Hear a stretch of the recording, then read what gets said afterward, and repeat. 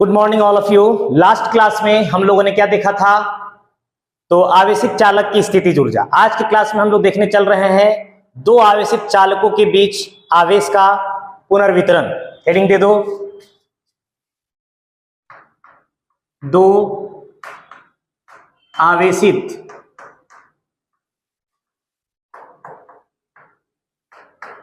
चालकों के बीच आवेश का पुनर्वितरण।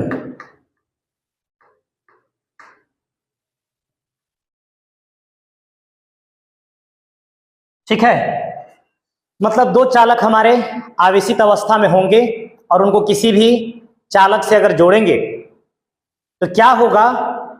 वितरण के बाद उन पर आवेश या उनका विभव क्या हो जाएगा वितरण के बाद, इन चीजों को देखने चल रहे हैं। सबसे पहले देखो पुनर्वितरण के पूर्व की स्थिति।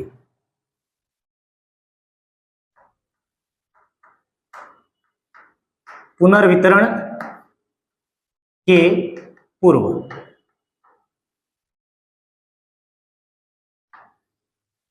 पुनर्वितरण के पूर्व की स्थिति हम लोग देखने चल रहे हैं।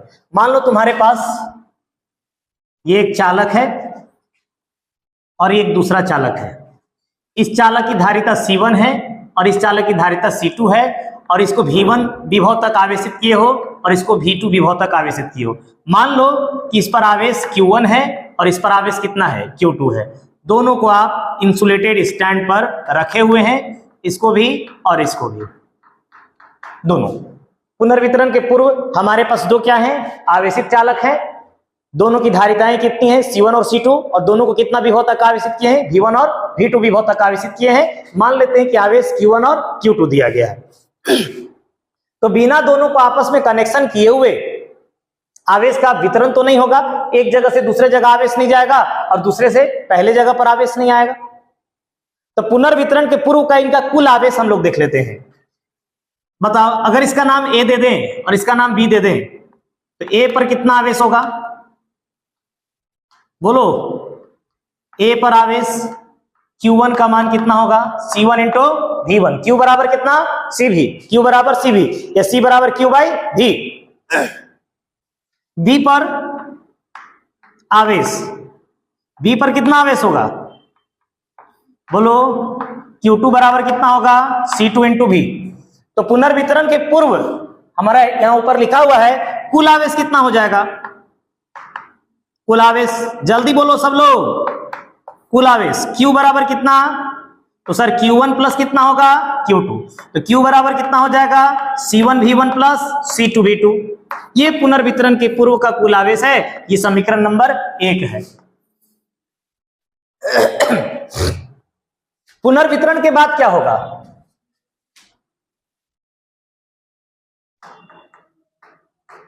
पुनर्वितरण के पश्चात, पुनर्वितरण के पश्चात क्या होने वाला है? इस तरीके से जो हमारा A था और कौन था? B, दोनों इंसुलेटेड स्टैंड पर रखे हुए थे। चलो, इस पर धारिता C1 था, इसका धारिता C2 था। ये देखो, एक हमने तार से इनको क्या कर दिया है? ऐड कर दिया है, कनेक्ट कर दिया है। तो आवेश का पुनर्वितरण होगा कि नहीं होगा? होगा। पहले अलग अलग थे, मान लो दोनों पर धन आवेश था, इस तरीके से अलग अलग थे तो आवेश का वितरण नहीं हो रहा था। एक से दूसरे में आवेश नहीं जा रहा था, दूसरे से पहले में नहीं आ रहा था। लेकिन जैसे हमने एक रास्ता बना दिया, चालक से जोड़ दिया, तो एक से दूसरे पर आवेश जाएगा या दूसरे से पहले पर? ये किस पर निर्भर करेगा? इनके विभव पर। अगर V1 बढ़ा रहा होगा V2 से तो धन आवेश A से कहां जाएगा? B पर। अगर V2 बढ़ा रहा होगा तो B से कहां जा रहा होगा धन आवेश? A पर। तो दोनों के आवेश तो बदल जाएंगे। अब हमें नहीं पता कि V1 बड़ा है या V2 बड़ा है, लेकिन दोनों अलग अलग है तो कोई तो बड़ा होगा। आवेश का पुनर्वितरण तो हुआ होगा, और अगर आवेश का पुनर्वितरण हुआ होगा तो अब आवेश दोनों पर जो पहले थे Q1 Q2 अब वो नहीं रहेंगे। इस पर कुछ आवेश हो जाएगा Q1 डैश मान लो, और इस पर कुछ आवेश हो जाएगा Q2 डैश। विभव दोनों का अब क्या हो जाएगा? समान। सवाल उठता है कि सर विभव क्यों समान होगा? आवेश का वितरण या आवेश का गमन एक जगह से दूसरी जगह किसके कारण होता है? विभव में अंतर के कारण। तो विभव में अंतर था तभी तो आवेश एक जगह से दूसरी जगह पर गए। कब तक जाएंगे? जब तक कि दोनों का विभव समान नहीं हो जाता है। जैसे ही दोनों का विभव समान हो जाएगा, आवेश का वितरण वहीं पे क्या हो जाएगा? रुक जाएगा। तो भी क्या है हमारा? उभयनिष्ठ विभव।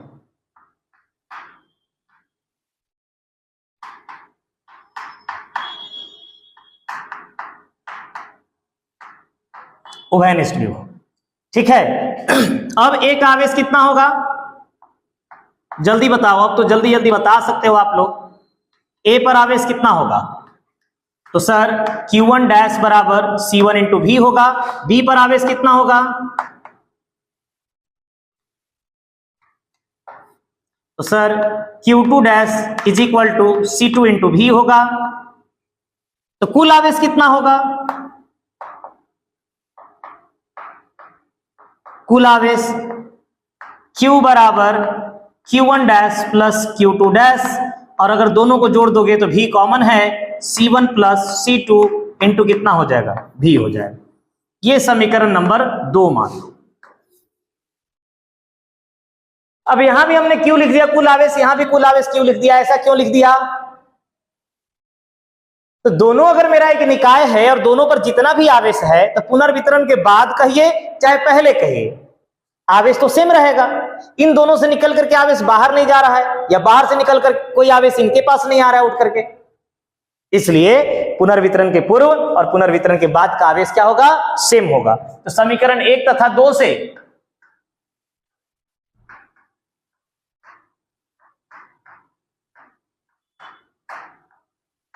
क्या कह दोगे कि sir C1 plus C2 into भी का जो मान है वह किसके बराबर हो जाएगा?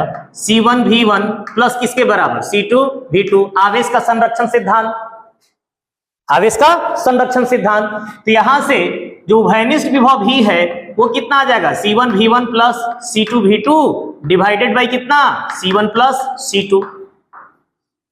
मिल गया क्या उभयनिष्ठ विभव? अब पुनर्वितरण के बाद का आवेश अगर कोई पूछता है आपसे, तो Q1 डैश क्या था? C1 इंटू भी, तो क्या हो जाएगा? C1 into C1 V1 plus C2 V2 by C1 plus C2। Q2 dash कितना हो जाएगा? C2 इंटू भी, that is C2 into C1 V1 plus C2 V2 upon C1 plus C2। नहीं हो जाएगा? दोनों का अनुपात कितना हो जाएगा? Q1 डैश बटा Q2 डैश। सर ये तो सेम है, उभयनिष्ठ विभव है, वो तो कट जाएगा। वो तो यहां भी दिख रहा था कि कट जाएगा, है ना? तो सीधे क्या आ जाएगा? C1 by C2।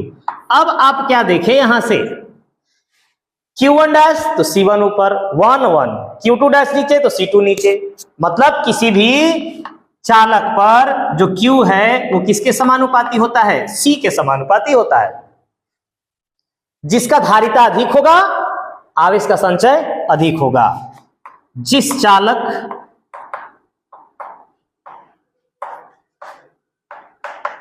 की धारिता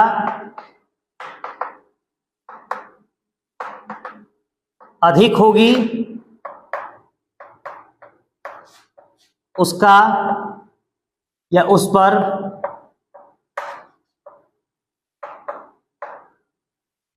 आवेश का संचय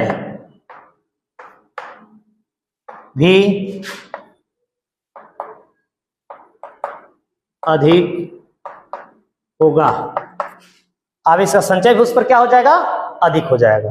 तो दोनों में से जिसका धारिता अधिक होगा उस पर आवेश ज्यादा रहेगा, और जिसकी धारिता कम रही होगी उस पर आवेश कम होगा। अब इस पूरे प्रक्रिया में जो पुनर्वितरण हुआ और पुनर्वितरण से पूर्व दोनों समय की ऊर्जा अलग अलग होगी। ये कोई बाह्यकर्ता इनको आवेशित किया होगा, इनकी ऊर्जा बढ़ी होगी, और ये खुद अपने आप एक से दूसरे पर जा रहे पुनर्वितरण कर रहे हैं, तो बाद की ऊर्जा घट गई होगी। तो भाई ऊर्जा अगर घट गई होगी तो ऊर्जा में क्या हुआ होगा? ह्रास हुआ होगा। तो हम लोग कैलकुलेट करने चल रहे हैं कि ऊर्जा में कितना ह्रास होगा। ठीक है, हम नीचे वाला कुछ मिटाते हैं, आप लोग देखिएगा। तो देखो, आवेश के पुनर्वितरण में ऊर्जा का ह्रास, इसको भी चेंज कर देता हूं,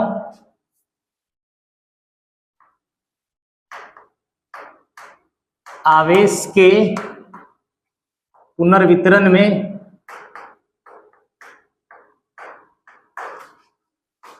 में ऊर्जा का ह्रास।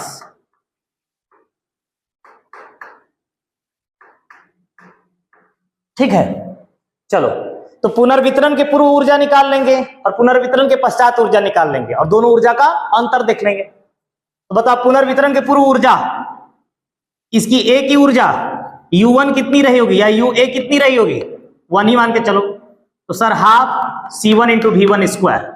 U2 कितनी रही होगी, तो half C2 into V2 square. पिछला क्लास में देखें इनको। तो बताओ कुल ऊर्जा कितनी होगी, U बराबर U1 प्लस कितना U2। तो U is equal to half common है sir C1 V1 square C2 V2 square का जोड़। ये पुनर्वितरण के पूर्व की ऊर्जा। पुनर्वितरण के बाद की ऊर्जा U1 डैश कितना हो जाएगा, तो sir half C1 V square. U2 dash कितना हो जाएगा, हाफ C2 V स्क्वायर। तो पुनर्वितरण के बाद का ऊर्जा U डैश कितना हो जाएगा, half common C1 plus C2 into V square. और V सबको पता है C1 V1 plus C2 V2 by C1 plus C2। तो क्या लिख दोगे, 1/2 C1 प्लस कितना C2 into C1 V1 plus C2 V2 upon C1 plus C2 का होल स्क्वायर। ऊपर एगो C1 प्लस C2 और नीचे का एगो स्क्वायर लगा है तो दूगो, एगो कट जाएगा, क्या कट जाएगा। तो U डैश का मान कितना हो जाएगा, 1/2, एगो काट देंगे तो ऊपर में C1 V1 plus C2 V2 का होल स्क्वायर अपॉन नीचे क्या आएगा C1 प्लस C2। ये आ गया अंतिम ऊर्जा पुनर्वितरण के बाद। तो ऊर्जा में ह्रास कितना हो जाएगा बताओ, अब तो आसान हो गया। ऊर्जा में ह्रास डेल्टा U भाई कम हुआ है तो कौन बड़ा रहा होगा, U1 U की U डैश सर U, तबे ना घटा है, ह्रास की बात तभी तो होगी। तो प्रारंभिक में से अंतिम घटाना, U में से किसको घटा देना, U डैश। अब U में क्या था sir, half C1 V1 square plus C2 V2 square minus यहां क्या था, half C1 V1 plus C2 V2 का whole square upon C1 plus C2। दोनों में हाफ कॉमन, बिल्कुल सर। एलसीएम यहां से C1 प्लस C2, ये यहां स्क्वायर नहीं होगा, इस पर होगा। C1 से पहले दोनों को देखो, दोनों का हाफ यहां दिख रहा है, C1 से गुना करो इसको, पहले कितना आ जाएगा C1 स्क्वायर V1 स्क्वायर, फिर C1 से इसको गुना करो C1 C2 V2 स्क्वायर। अच्छा ये बाहर लिखा गया था ना, C1 C2 V2 square plus अब C2 से करो C1 C2 V1 स्क्वायर, अब इसको करो C2 से C2 स्क्वायर V2 स्क्वायर। ये आ गया इनका इससे गुना, माइनस A प्लस बी का whole square, A square plus B square plus 2AB।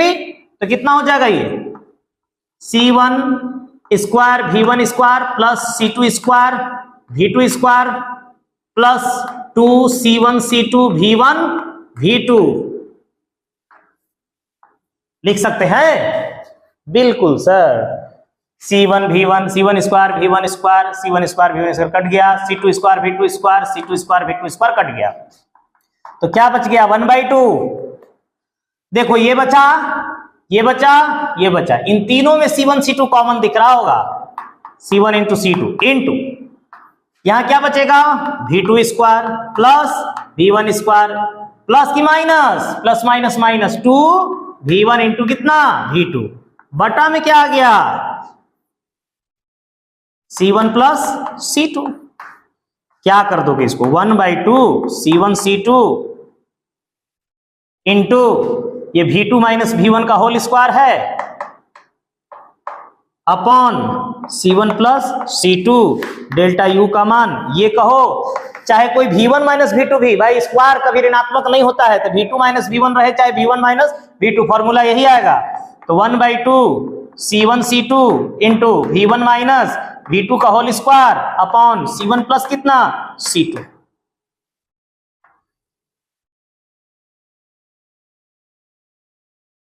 कोई दिक्कत? सब खुश लग रहे हो? हाँ चलो अब बताओ कि अगर दोनों का विभव समान होता इनिशियली तो क्या होता? सर दोनों का विभव समान होता तो आवेश का पुनर्वितरण होता ही नहीं। आवेश का पुनर्वितरण अगर नहीं होता तो ऊर्जा में भी कोई ह्रास नहीं होता। ठीक है, चलो मन लगा के पढ़ो, ढंग से ध्यान से।